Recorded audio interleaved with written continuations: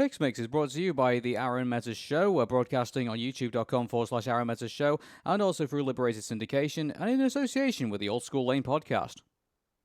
PixMix with Arun and Patricia is brought to you by oldschoollane.blogspot.com and is associated with the Arun Meta Show.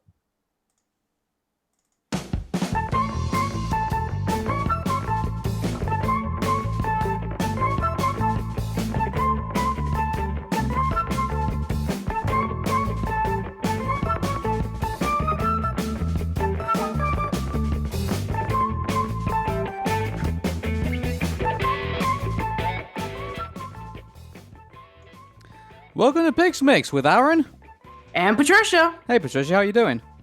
I'm doing all right, thank you. How are you? Yeah, I'm doing very well, and actually, I have to say, I'm very excited for our upcoming Pixar film, and also on top of that as well, I'm also very excited for Star Wars: The Last Jedi. I'm actually going to be seeing it this weekend, so it's going to be very fun.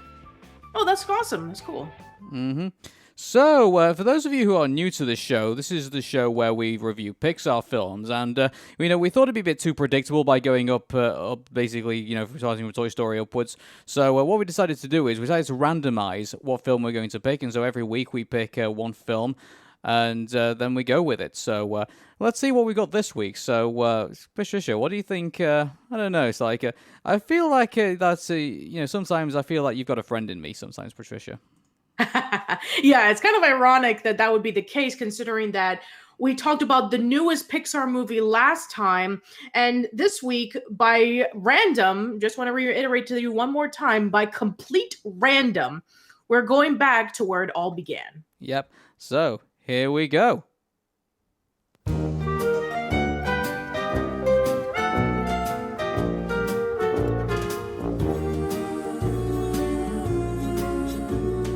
You've got a friend in me.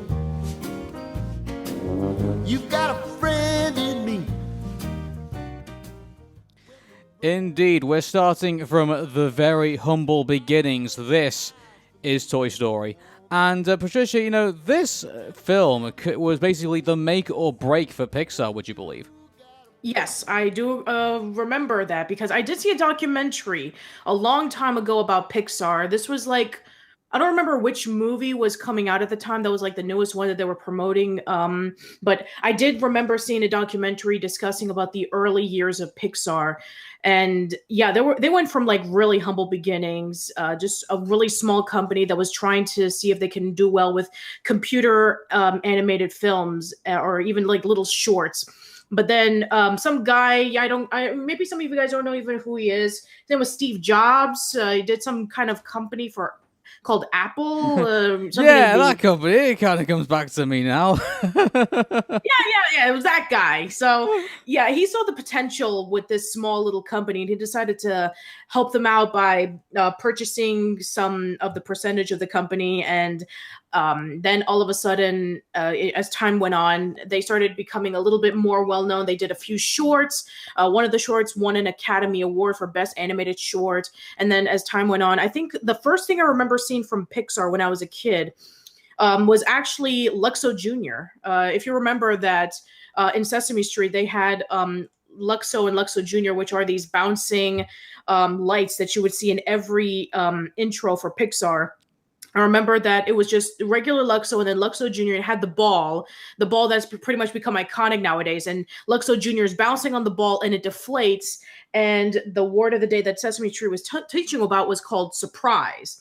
And so when Luxo Jr. was bouncing on the ball, it popped, and Luxo Jr. was excited, but Luxo just pretty much, put down his head essentially. So that was actually the very first thing I saw. And when I went to go see this movie, I was like, oh, I remember that. That's the little lamp that would be on Sesame Street. It's kind of like similar to how I was first introduced to Hey Arnold, in which I saw the claymation short on Sesame Street. So yeah, it goes two ways. Yeah, it was actually quite surprising to see that short again because I had seen it when I was watching Sesame Street, and we're talking about way back at that time. And then when we went off to see Toy Story, and my dad was really excited about it because it was so different from everything else that Disney had done. and basically anything else that was there at the time. And so, I mean, he was really, buzzed up to see it. And I tell you what, I do actually remember watching him smile as he was actually watching the that short, the Luxo Junior short, go on before the movie did. And it was really, it was really fun to kind of like be not only part of like the movie experience, but basically part of like the whole like surrounding of it, like the audience response, what everyone was, how everyone responded to it, how it all looked on the screen, it was, even then, back at the time, we didn't have like, widescreen cinema, we didn't have like, IMAX or anything like that. We had like a very, very humble, very small cinemas at the time, very small theaters, and it was. I tell you what, I would probably say I would never have that experience again because now they're all just these massive auditoriums, and they're. The local theatre now here in the UK doesn't really exist anymore. So, it was to witness Toy Story in the way that I did in the small, humble cinema in the, in this square kind of like room, and like, with just the only a couple of people there to kind of like, admire it. It was something I really do treasure. And it was definitely loved the way that I saw it for the first time all the way back in 1994, I do believe it was. So 1995, I do apologize. So, and then re-released in 2009, just so I say. So there were some other people who had some experience with that. So, I mean, do you think we should probably start off with talking about basically how it got made to begin with? Because I think about this in two ways. I'm really glad the way that it turned out because it's such a masterpiece, but this could have easily have gone very, very wrong for Pixar and very wrong for Disney should they have kept like the original way they were going to make it. Oh yeah, definitely. I would. Oh, hold on. There's an echo. Oh, go on. Give me 1 second. Hold on.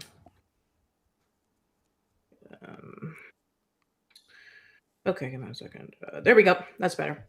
Sorry about that. Anyway, so continuing on, yes, I do agree that this movie could have been completely different. If you want a condensed version, I would highly recommend that you check out the Did You Know Movies video discussing about Toy Story. But yeah, long story short of it was that there were a lot of people who were considered to be the voices of Woody and Buzz Lightyear. Woody was essentially a jerky character, like somebody who was completely unlikable. And that was what Jeffrey Katzenberg wanted. He wanted him to be like this kind of jerky character and kind of like a little bit of almost like a dictatorish character who has little to no redeeming qualities about him. And yeah, even when they looked at the final product, they were saying like, man, this Woody is such a mean character. And so they basically just had to go back to the drawing board. And there was a lot of other things as well. But the essential thing was that Woody was so much different than what he eventually became in the final product. It's very lucky that, I mean, I guess it was good that Disney had oversight over this because, let me safely say this, if they didn't, this could be on the lines of like Felix the Cat the movie and Food Fight. We could be talking about this film in a very different way than how we're going to be talking about it in this in this episode of PixMix.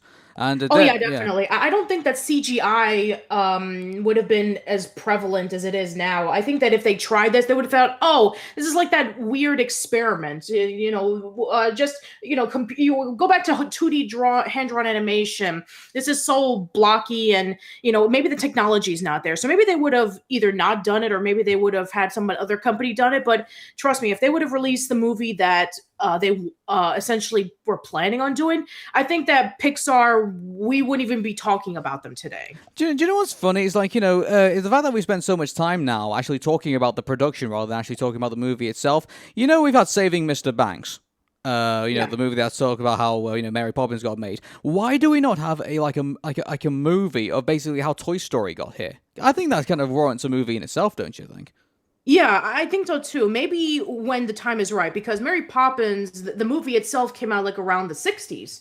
So maybe it hasn't, maybe it's too soon, or maybe they're waiting for the right time to portray it. But then again, currently Pixar is a little bit under hot water because of the whole John Lasseter incident. So maybe they don't want to do it as of right now. But yeah, that'd be really fascinating. Kind of like see the history, maybe like a few minutes discussing about Pixar's history, maybe the making of Luxo and Luxo Jr. and Tin Toy, because that's what originally was supposed to be. It was supposed to be a movie based off of the Tin Toy short, because that was the one that won the Oscar for Best Animated Short. Yeah, I was just thinking. I don't know. It's like I know the whole John Lasseter thing that happened, but I mean, there was more people involved in Toy Story than John Lasseter. So I mean, I'm sure there's. Sure, absolutely. And on top of that as well, like if they can make a movie of Facebook, while Mark Zuckerberg's still alive, it's like I'm sure they can still do something with. Toy absolutely. Story. Yeah. But yeah, I think that that would be really fascinating. Kind of like the makings of Tin Toy, and then eventually, hey, let's make Tin Toy into a movie. But then, oh no, I don't think that the concept is strong enough. Let's do Toy Story instead, and then we can have the likes of. All the writers who come in, and then eventually Joss Whedon would come in a little bit later to do punch-up dialogue, and then eventually like the struggles of trying to do the computer animated movies that a small company like Pixar was at the time, and then they had to hire more animators. They were over budget. They had to do like double the work, and they had to do it in a short time span. So yeah, I think that'll be really fascinating as well. Mm-hmm. So let's get into the movie itself, because that's definitely why we're here to talk about this. So the film begins with a 6-year-old boy named Andy.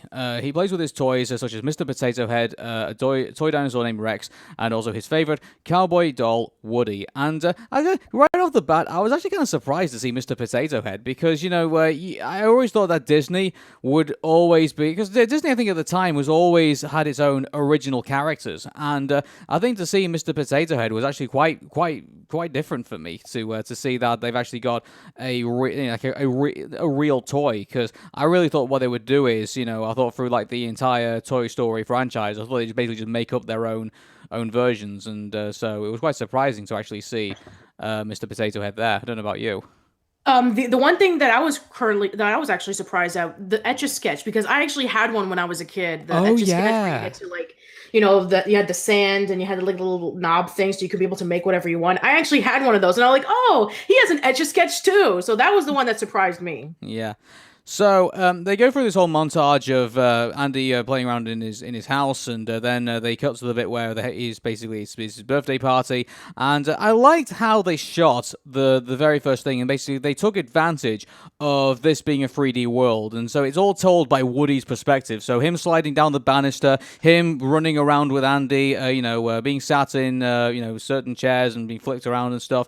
It was I think it was a good way to foreshadow him coming to life, and then basically so you see the world from his eyes, and then you see him then obviously come to life when he realizes that the birthday party is actually going to be today.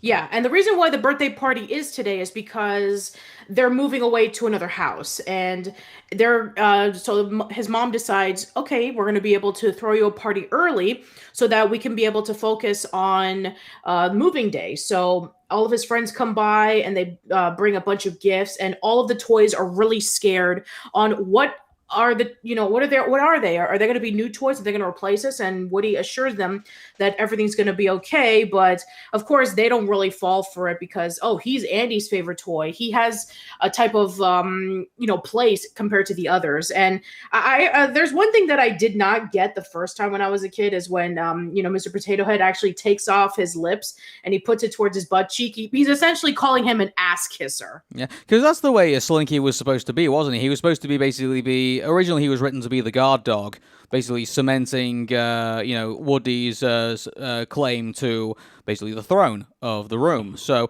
in a way, but then they rewrote him to be basically his backup, to basically be his friend. And to back up everything that he does, so that was good. That was a good swing, because I think if they made him like they have like the. Because I think at the time, they were very keen on like having enforcer roles. So do you remember like who was it? Remember in Ants when they had, who was the, for Oh, you're Magnavolt. talking about the general Yeah, from yeah, Ants, the one who's played and by yeah, Christopher Walken, yeah, right? Christopher Walken, and they had. I think they also had like various other in Cats Don't Dance. They had the big guy who would like back up that little Yeah, girl and Max, yeah, who Matt. was watching over Darla Dimple. Yeah, they were, they were really heavy on like having like those enforcer roles, and I'm really glad they didn't write Slinky to be that person. Actually, there was no reason to write him in that role because obviously Woody was supposed to be a lot friendlier than he was originally supposed to be. So I guess that was yeah. So I'm really glad they had Slinky the way he was, and it was actually quite fun to watch. Mr. Potato Head, call him a kiss ass, and he had what's the name of the talking electronic device that I can't remember what the name of that thing was that would laugh at him and stuff. So yeah, that was good.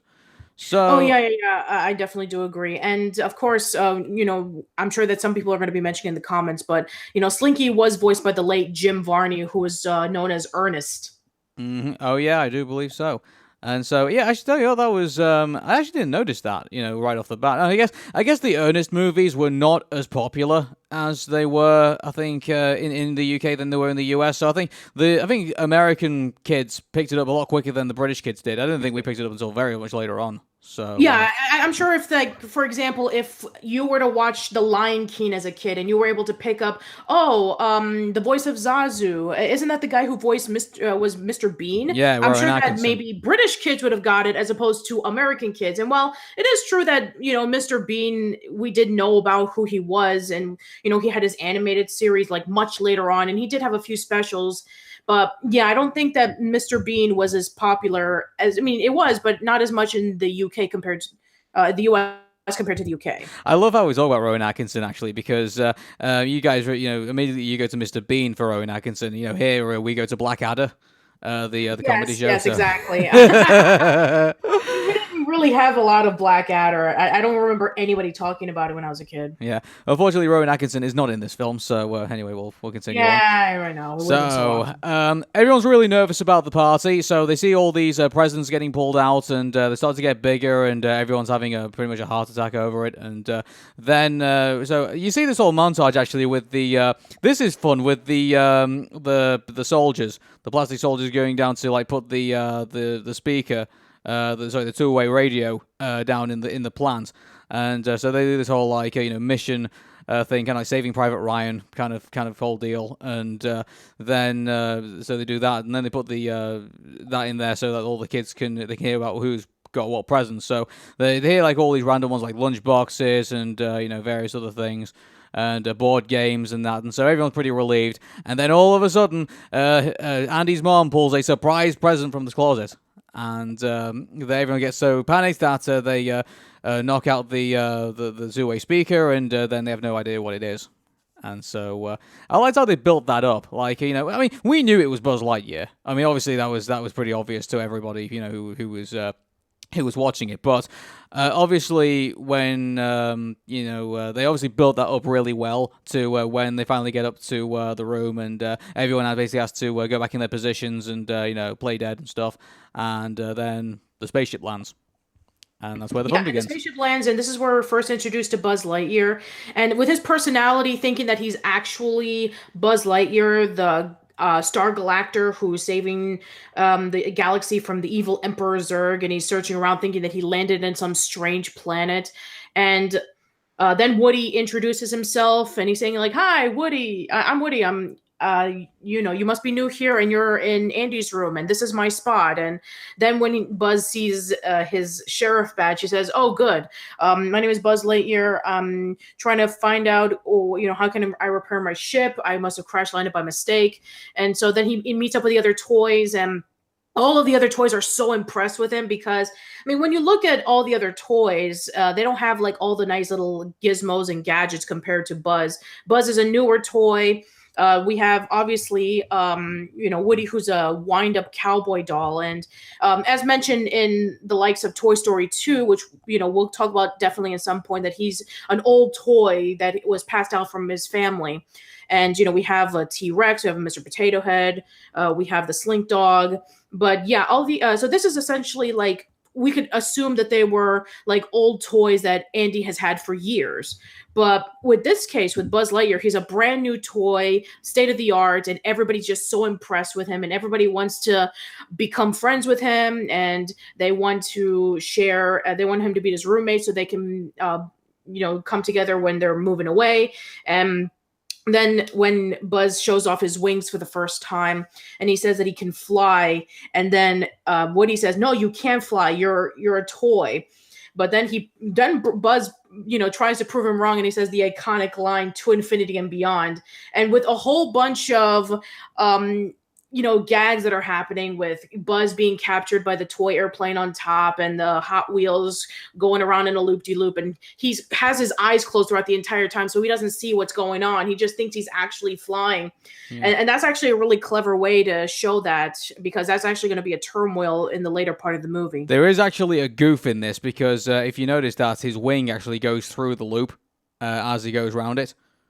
So yes, that is true. Yeah, so there is that, but I think we'll give that the pass, obviously. But so yeah, he has that bit, and actually, sorry, I don't mean to go turn us back a little bit, but the whole story about Andy and his mom moving away. I mean, I need to mention this because I know some people are going to be commenting about this, but there is the theory that apparently they're moving away because Andy's mom divorced his dad. And now they basically can't keep the house and they move away. I mean, what do you think of that theory? One of the first of many Pixar theories. And, that's actually a really interesting point, that maybe she had to move away to, how big is the house that they're moving into compared to the other one? No. It's like, that's quite an interesting fact, actually, because I think the house, at least in my opinion, I thought was actually bigger than the other one. Whether it's just like, it's a semi-detached house, I don't know, but it actually looks kind of bigger than the one that they actually, than the one that they actually moved away from. So I don't know. It's just kind of strange. That's actually a really interesting point. I guess that with the divorce, maybe she has, maybe he's given away child support, so maybe she's able to have a little bit more money. So maybe that's how they can be able to afford the bigger house. Or maybe to begin with, maybe they probably moved, like she moved into a family's house, maybe, and then after that she moved into her own property with Andy. Maybe that's probably what happened. That could be another one. Maybe the reason why it's slightly bigger is because, we see Molly there, who's the baby of the house. And maybe they wanted to have an expansion of space with her around, because she looks really young. She looks like she's at least maybe a few months old, or maybe like less than a year old. So that could be another possibility. Mm-hmm. I don't know, maybe it's, there could be all sorts of theories to this, that's the fun thing about Pixar, is like, they just give you so much to work with in regards to theories and how everything ties together and stuff, so it's just, we'll definitely discuss a lot more of them down the line. Mm-hmm. Okay, so we had the Buzz proving that he could fly, quote unquote, and so then he gets admiration from the toys there, and obviously Woody just says it's falling with style, but obviously that doesn't... And obviously then they go through the montage of Woody still insisting that he's still Andy's favourite toy, and then obviously it shows him obviously being upstaged by Buzz in playtime, and so that all plays out. And and then they're obviously still playing into his. This is the thing, his whole thing that he feels that he's still a space ranger, and that I better mention this as well in case some people kind of like also point this out as well. Apparently, some fans of the movie Raggedy Ann. Some people believe that it was actually maybe borrowed from that, and I'll put borrowed in a. I don't know if you ever seen the Raggedy Ann movie. Oh my God, you're talking about Raggedy Ann and Andy Misadventures? God, that acid trip. Yes, I remember. Apparently some people say it's actually borrowed from that, and or stolen from that or whatever, but apparently that was the movie that did that first. But let me say this. I'd rather watch, at least with Toy Story, at least it doesn't look like you've taken LSD before you've watched it. So it's like, it's I think Toy Story is a bit more tolerable than I think than Raggedy Ann is. Oh my God, that movie is so crazy. It's not even funny. Yeah. Oh, I'm gonna get so much hatred for that. But okay, so then we get to the bit, I believe, where we are introduced to Sid. And yes, Sid. Yeah. The first of many identifiable villains in the entire franchise. Mm-hmm. And so they thought he was at summer camp. Obviously, they sent him back early for obviously I guess misbehavior. And you can see him torturing toys, and you can see them blowing him up in the thing. It's quite funny. It's like it was like imagine Sid like a couple of years from now, like he's there like blowing stuff up in his back garden and doing all these experiments. I mean, if he was a YouTuber, he'd be a fucking millionaire. Oh yeah, absolutely. If he would have done his stuff like around 2007 or 2008, he would have been hands down probably one of the main co-hosts of Destroy Build Destroy. Sid Depay. Oh no. Anyway, so they get the introduction to Sid, and Woody nearly gets it. Sorry, not Woody. Buzz nearly gets himself killed by going down there and trying to rescue the combat call, and thankfully they stop him from doing it. And Woody stops him from becoming a crater, pretty much. So actually, one thing we didn't notice actually in this is that we also Bo Peep. Also was she's going to be the focus of the next Toy Story film, but she had a few scenes in this where she obviously she's the love interest of Woody, and obviously she tried to stop Buzz from blowing himself up. So she gets a couple of nods in there as well in the beginning. So yes, she does. It's kind of funny how.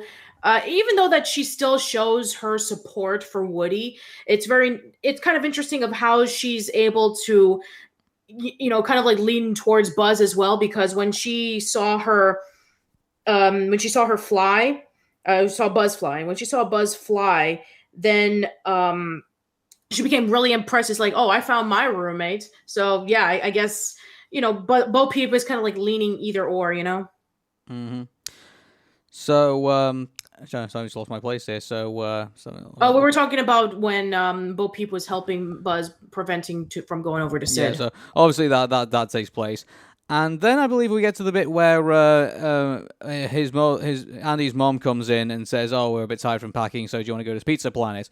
And so Andy says, "Oh, can I take some toys with me?" She says, "You can bring one toy," and that worries Woody because he believes it's going to be Buzz. And so he then hatches a scheme to basically knock Buzz down the side of the cupboard so that he can't reach him, and so he ends up taking Woody instead. But this obviously backfires, and he ends up knocking Buzz out the window and all the way down to the bush in the yard. So then.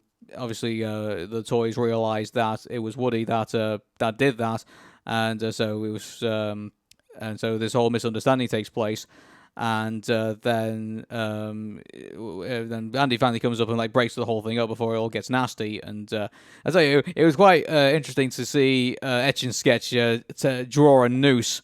And because it's like, out of everything you'd etch and sketch, it's like that's a pretty dark thing to etch and sketch, I have to say. And so I haven't exactly. The second time I've seen the etch a sketch in the Toy Story line draw something really dark is the Toy Story 4 sketch from Robot Chicken.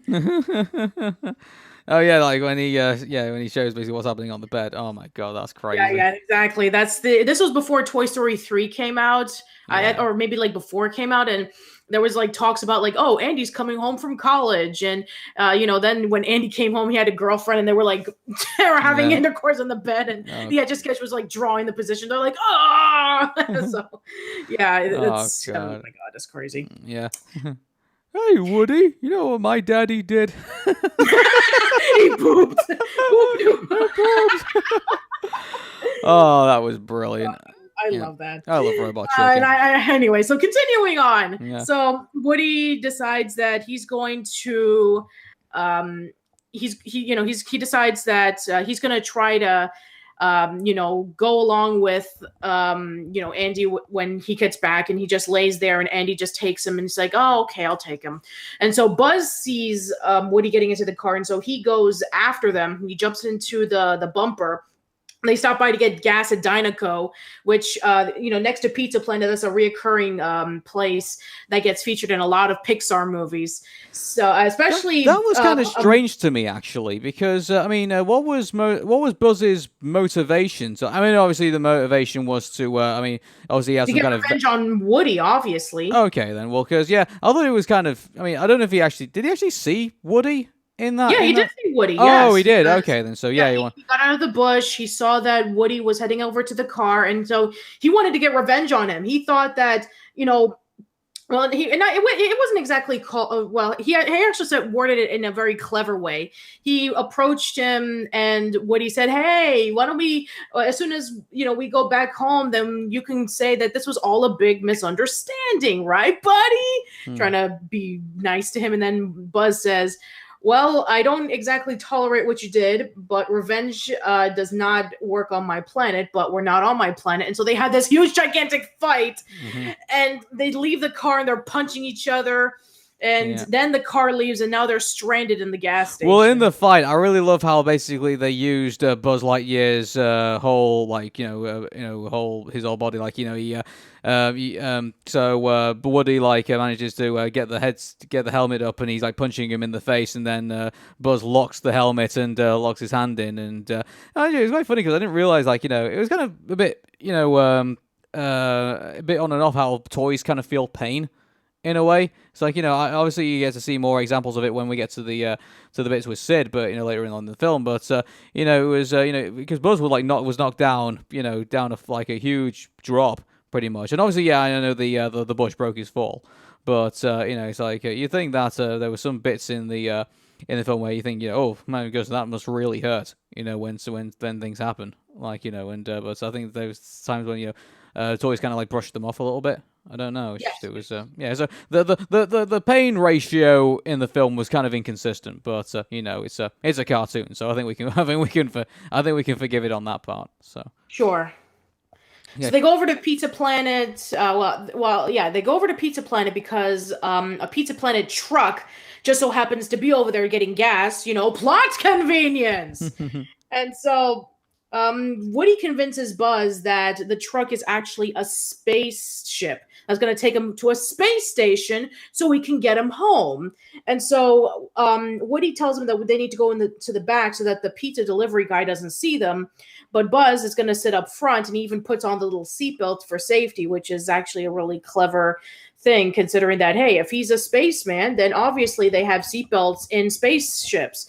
And Woody's like, oh man, he's kind of doubting him, but then the guy drives so fast, and Woody's bouncing all over the place, and he gets crushed by the tool chest, which again, it shows about pain and just. I loved how the pizza delivery guy was just so jaded that he wasn't even aware of the reality around him. He didn't even focus at any point that there was a little toy with his seatbelt tied. He probably thought it was just one of the toys from the Pizza Planet, so maybe he didn't pay attention to that. Yeah, well, the fact that he didn't even know what direction he was going in, to deliver pizza and stuff. It's oh wait, how do I get back to work? He's oh, you gotta go this way. He's oh well, thanks for the directions, man. It's that whole typical, teenager, doesn't really know what he's doing. Whole thing was pretty. Yeah, and this was before GPS was around, so he had to do the old school way of getting directions to his job. Mm-hmm.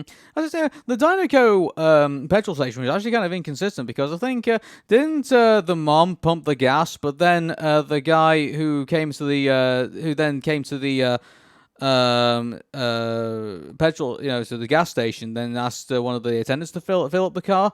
So it's I don't know if it was either self-service or maybe it was both. I don't know. It's just probably. I don't have no idea. I never actually really thought of that. Probably it was both. I don't know. No, who knows? So maybe he was just too out of it. Then he had to ask somebody, "Hey, can you pump this for myself? I'm feeling a little bit, a little bit off. I can't do it by myself." Yeah.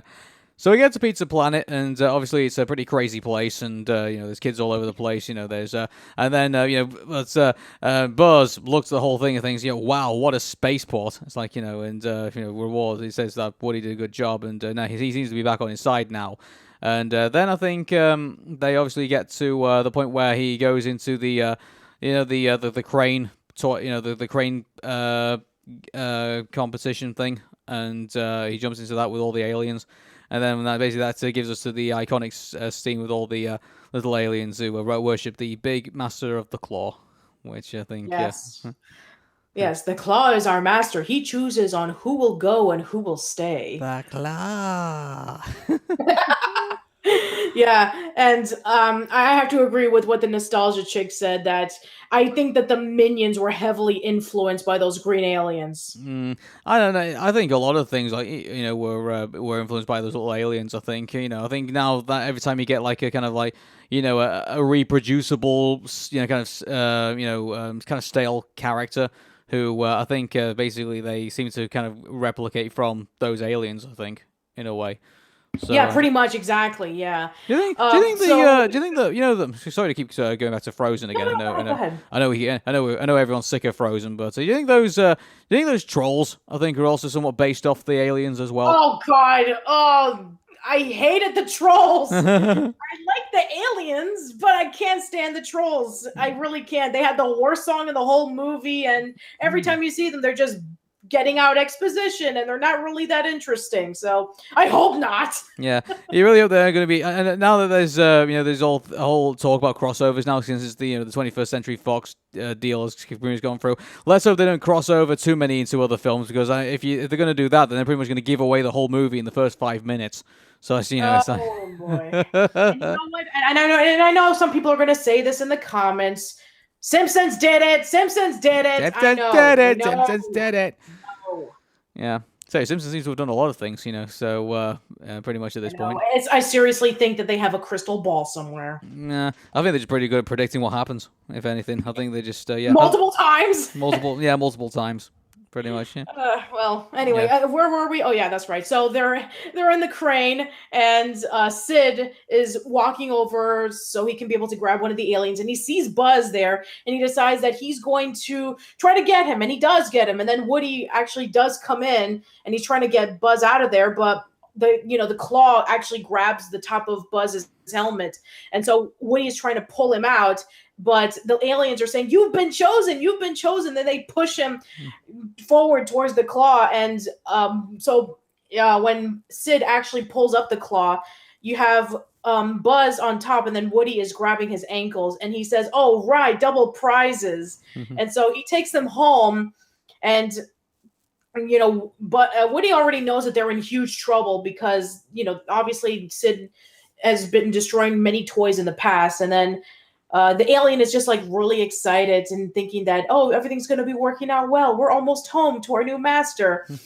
And then let's just say hell starts getting loose. Yeah, this part of the movie is pretty dark in a way, because you're seeing like a whole other side from you had Andy who has this very very innocent way of playing with toys, and then you get to see the total other side, which is Sid. And I have to tell you what, when they say they take you to the other side, they definitely take you to the other side.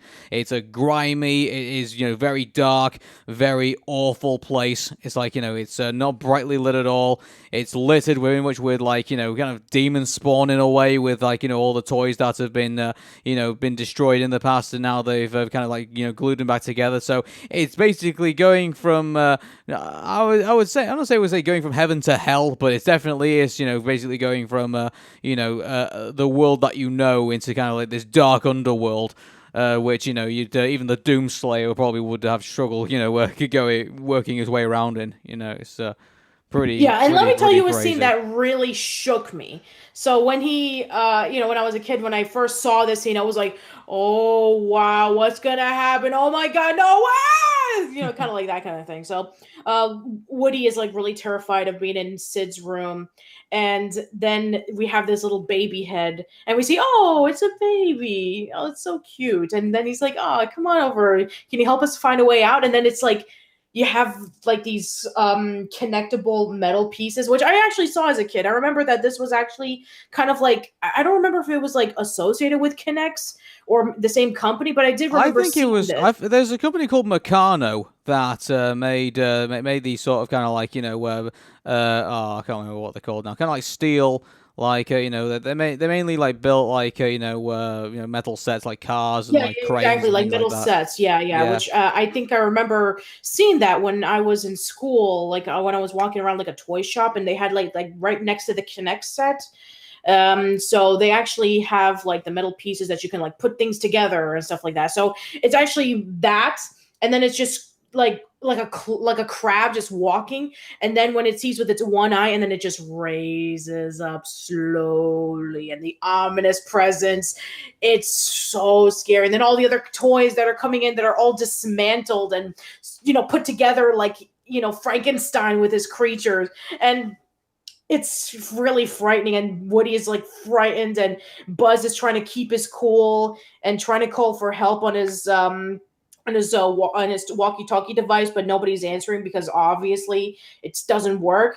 And then he even says that he's gonna switch over his laser from from stun to kill. And then of course Woody says, "Oh yeah, sure, we'll just let them blink to we'll blink them to For death." death.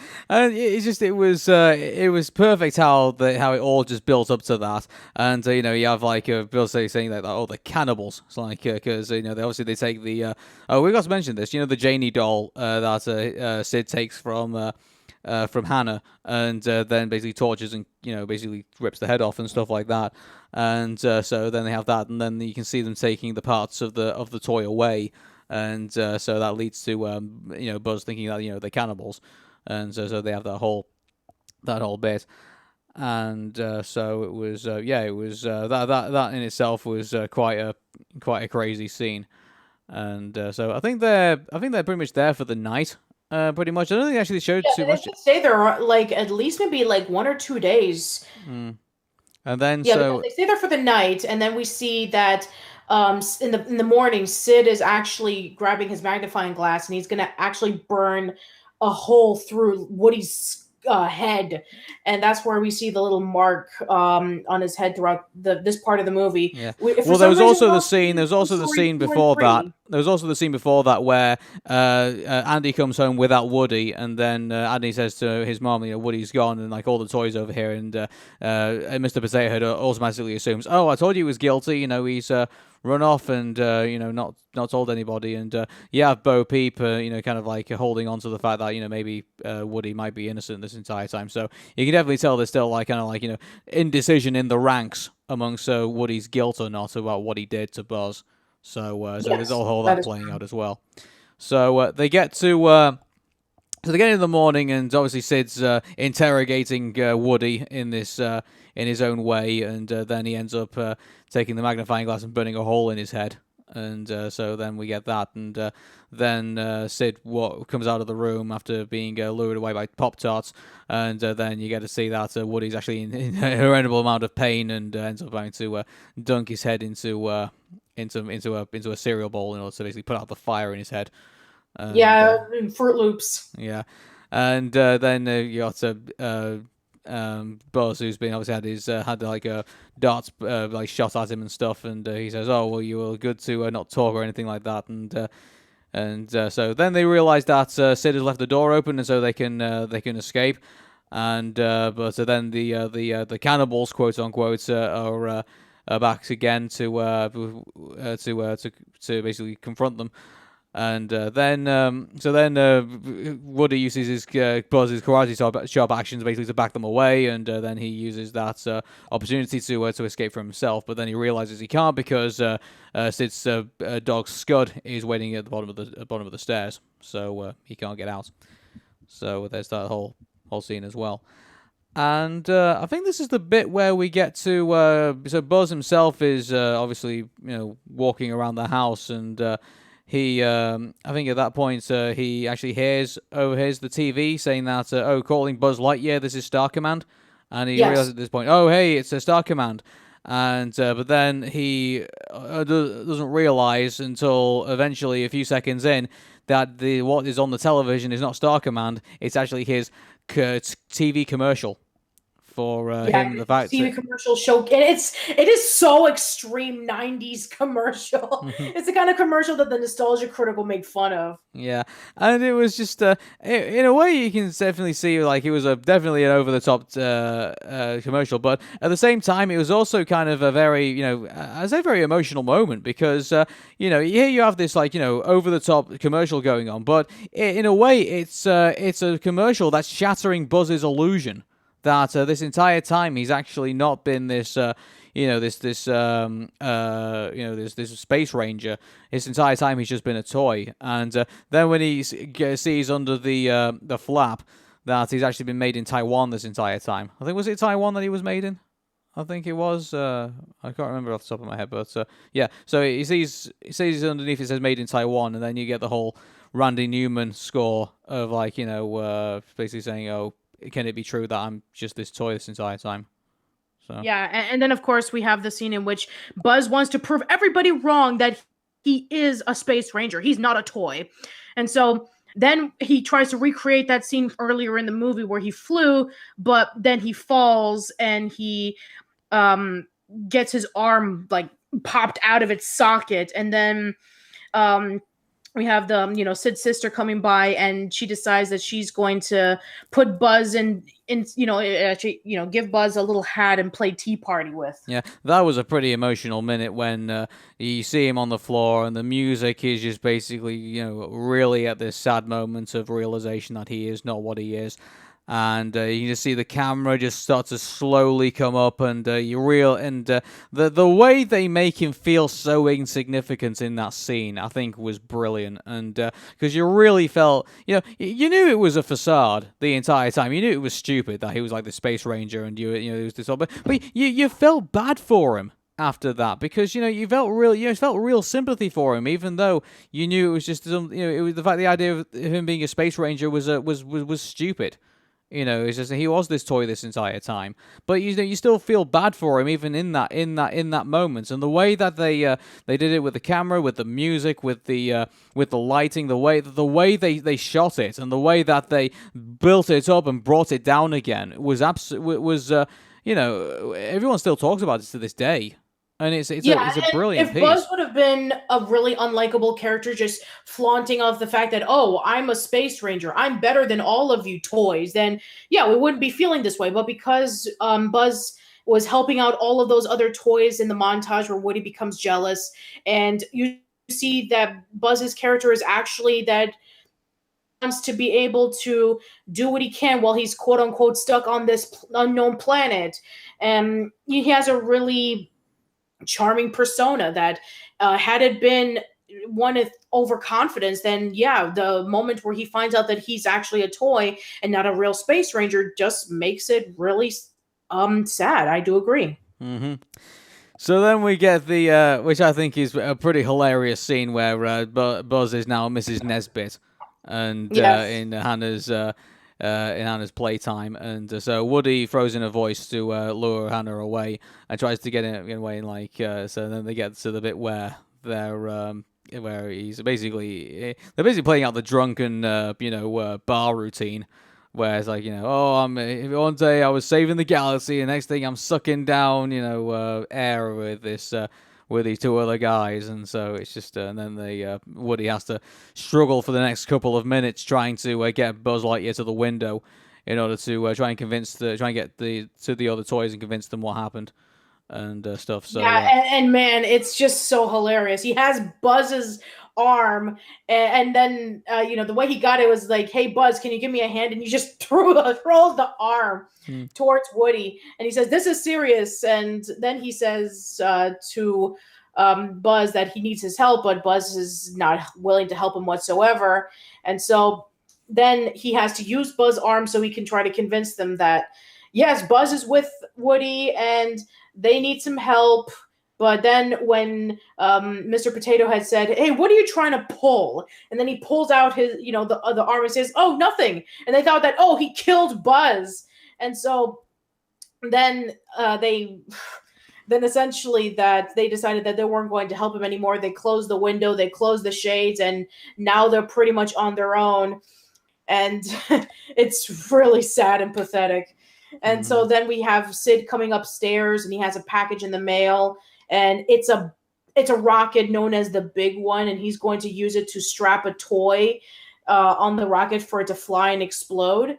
And he decides that he wanted to do Woody, but Woody hid on the crate, and then he accidentally stepped on Buzz because Buzz didn't want to hide away because he felt so insignificant. And he said that he was going to strap Buzz in, but once again, due to plot convenience, it starts raining, and so Sid decides that he's going to do it first thing in the morning. Yeah, I saw a really bad YouTube poop regards to the package, and maybe I might explain it. Maybe not on this show. Maybe I'll explain it on my show because my rancid jokes are probably more welcome on the Arun Meta show than they are on PixMix.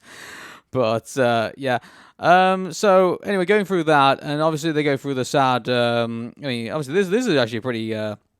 This is Woody having to basically pick Buzz right off the floor, saying that Andy's house, Sid's house, what's the difference? And it's like okay, you're not a space ranger anymore, but you're a cool toy. And going, you light up, your head helmet does that whoosh thing, and then Woody has to come to the sad realization that he's not as cool as Buzz is, and then he says like, I should be strapped to the rocket, and so they go through that bit, and then Buzz gets his confidence back and says, okay, we're going to get you out of here, and we're going to get back to Andy, and but they are a little bit too late with doing that, as it's morning, and Sid wakes up, and then he's immediately going beelining for Buzz and going to launch him off into the stratosphere and into oblivion, pretty much into in the backyard.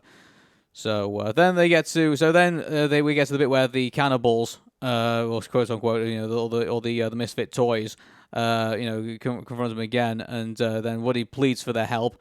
And so then they decide to help him. And actually, there was another bit actually before that. They actually were convinced that again that they weren't actually cannibals this entire time, because they showed the pterodactyl, and they showed Janie actually being repaired. Because they actually took Buzz, and they took Buzz's arm, and they actually repaired him, made him good as new. Mm-hmm. And so that was the moment when they realized, oh, maybe they're not so bad after all. So then after that, we get to the bit where Woody asks them for their help, and then basically works out a plan, which unfortunately they're going to have to break. They say they're going to have to break a few rules, but the rules didn't really make much sense anyway, because, Buzz thinks he's a space ranger, so why does he have to abide by the rules of, not being alive when humans are around? That's actually a really good question. Maybe it's toy instinct? I don't know. I don't know. Yeah, I mean, they say. Well, apparently it's. According to another Pixar theory, apparently it's based on something that happened in WALL-E. So maybe when we get to WALL-E, maybe we can figure out what happened. But anyway, we're not at WALL-E yet, so we're back in Toy Story. They hatched this plan to get Woody out, to get Buzz away from Sid, and he's just about to light the rocket, and then Woody puts himself in the way and says, "Oh, hey, maybe we'll have a barbecue later on with Woody," and puts the match in his holster. So then Woody starts to talk to Sid through his voice box, and starts going through his his lines that he would say through his voice box, and Sid just thinks, oh, he's just busted, and then but Woody comes up with the line, "Who are you calling busted, Buster?"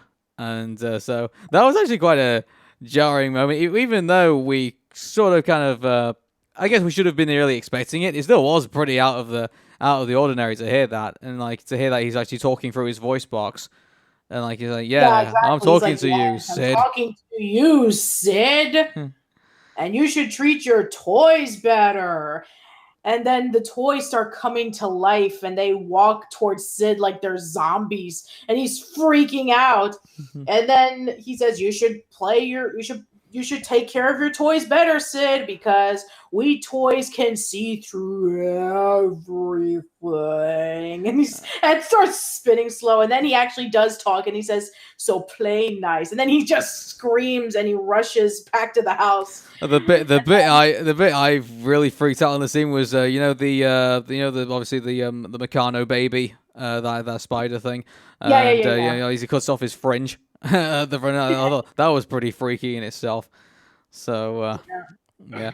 So then, obviously, Sid's now freaked out by toys, and Hannah has some fun with him over that. And then they realize that the van's about to leave. So so obviously they need to go for that. But Woody gets stuck in the fence.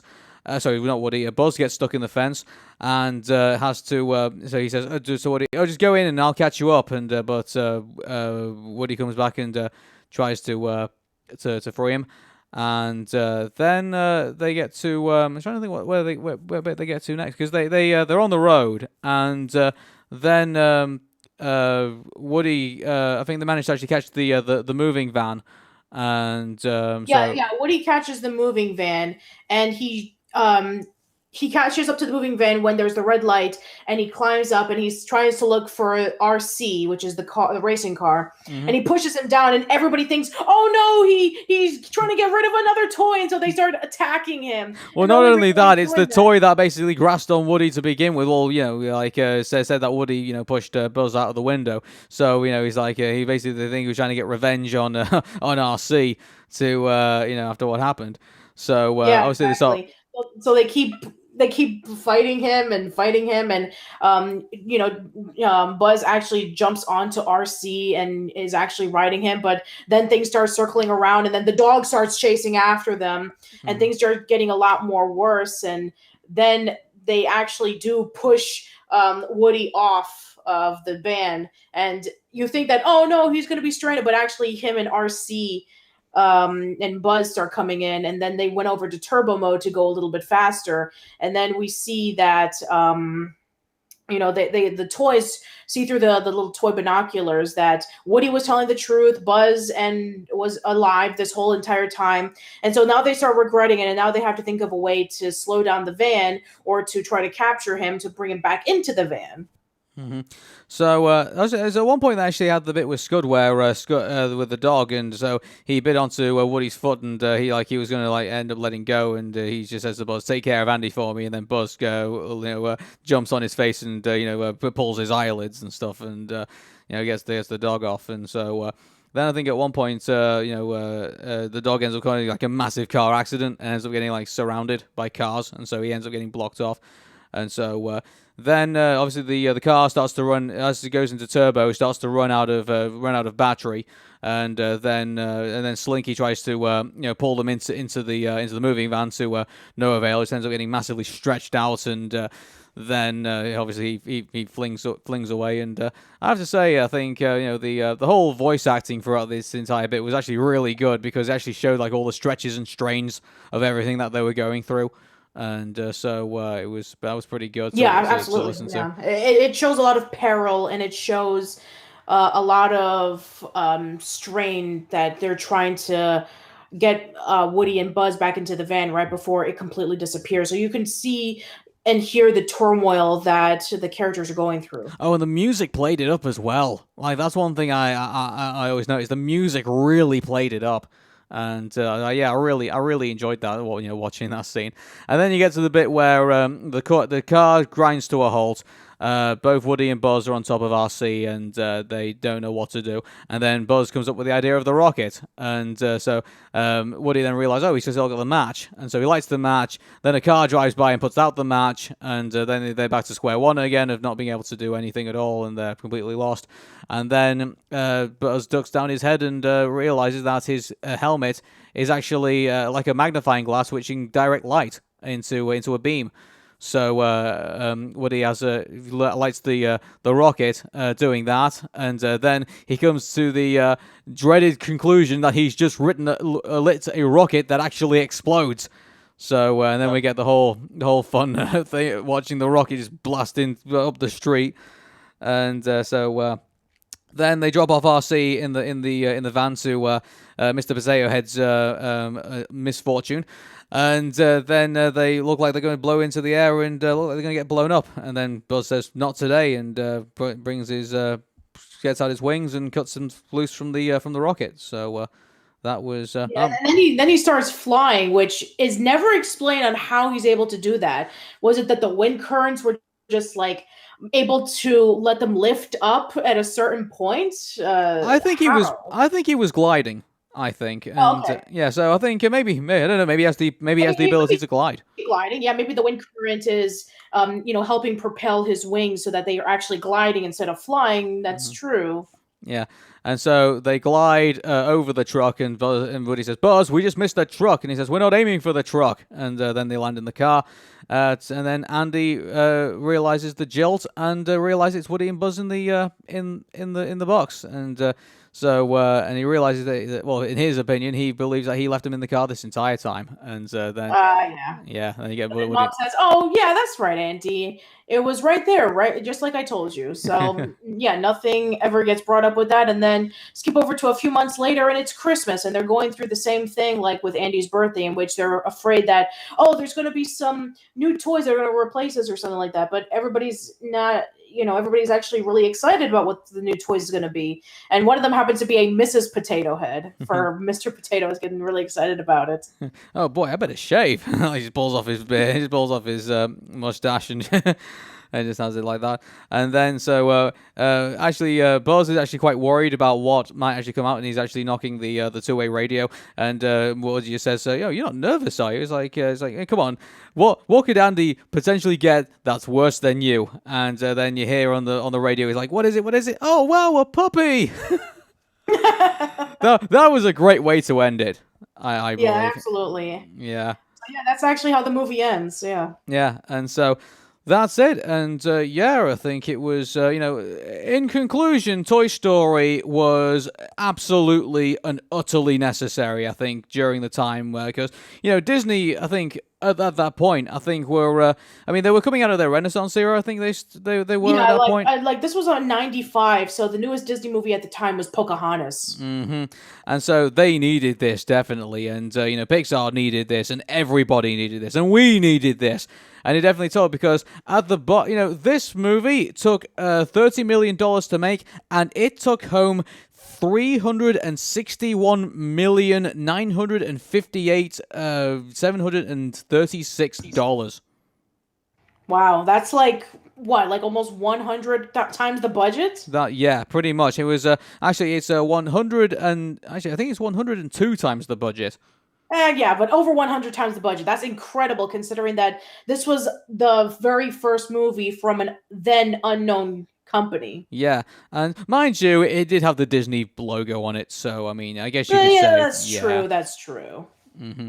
So and now it's become basically a cultural phenomenon. Everyone knows the aliens, everyone knows Woody and Buzz, everybody knows the toys, and it's definitely made a lot of people happy, and also it launched Randy Newman to make other maybe less knowable musical numbers like all the. That's true, exactly. I don't think.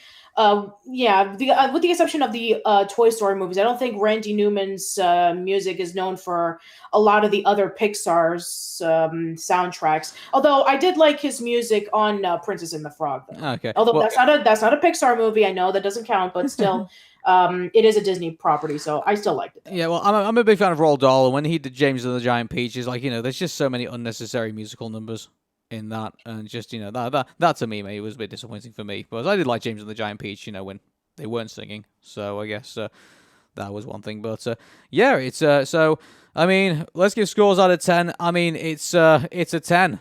Yeah, me too. It is a definite 10. It's one of the most important movies that has ever came out, heavily culturally significant, became a huge staple in our pop culture. People are still remembering it to this day. Memorable characters, memorable story, memorable soundtrack. You remember everything about it, and it became a huge hit for a reason. And people are still talking about it to this day. It's become like one of the staples in Pixar. So yeah, definitely 10 out of 10. Truly and utterly amazing. And that concludes another episode of PixMix. So we'll let you guys know what the next movie is going to be in the next episode of PixMix in 10 days' time. So from myself, Aaron. And Patricia. Take care, and bye-bye for now. See you later.